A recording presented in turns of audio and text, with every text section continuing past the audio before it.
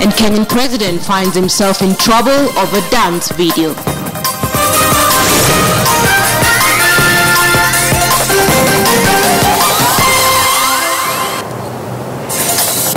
Welcome to the program. We begin from the corridors of justice, and the High Court in Kenya has issued conservatory orders stopping the Treasury, Parliamentary Service Commission and the Salaries and Remuneration Commission from processing or making severance payments to members of Parliament as compensation for a shortened term. Lawmakers this week piled pressure on Treasury, demanding to be paid a total of 3.3 billion shillings between September 2017 and March 2018, when they claim their term in office will come to an end.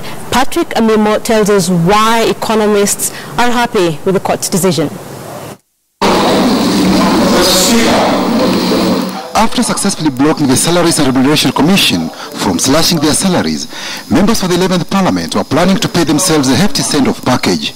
Though the Kenyan Constitution says that general elections will be held on the second Tuesday in August in every 5th year, lawmakers have been pushing Treasury to be paid up to March 2018 when a full term is due.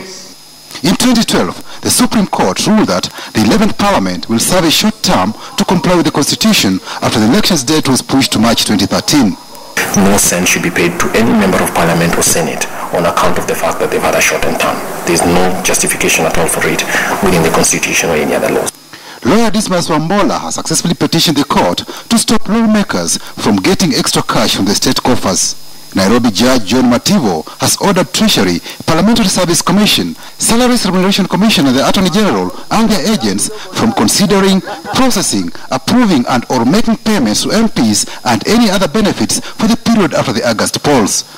Justice Mativo says the orders will remain in place pending hearing and determination of the application. A case of abuse of public trust and office and amounts to public theft or theft of public resources, and I think it must be condemned. All Kenyans of goodwill should not be allowed.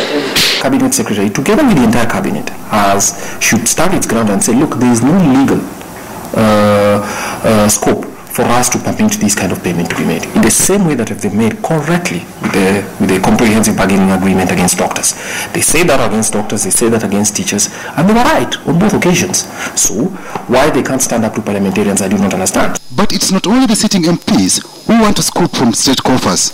The Parliamentary Committee for Finance, Trade and Planning will be pushing a proposal to have former MPs who served between 1984 and 2002 to be paid a total of 2.9 billion shillings. Should the proposal get Parliament's approval, the estimated 370 former MPs will each be paid 8 million shillings as compensation. The committee argues that their former colleagues are living in abject poverty, which is a disgrace to Parliament. Why only parliamentarians? Because there are many Kenyans who've retired and are living a poor life by virtue of the fact that they didn't have proper pension systems and they haven't had high incomes to begin with. To provide somebody with a perpetual payment until the end of their lives when there is no saving, public saving, is actually part of what will widen our budget